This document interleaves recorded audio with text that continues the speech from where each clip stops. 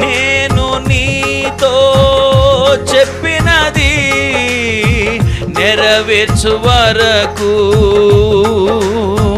నేను నీతో చెప్పినది నెరవేర్చు వరకు విడువను అని వాగ్దానముతో నన్ను ధైర్యపరచి నడిపించితివా, నన్ను ధైర్యపరచి నడిపించితివా. నా స్తుతి పాత్రుడా, నా స్తుతులందుకో, నా పూజనీయుడా నిన్నారాధింతును.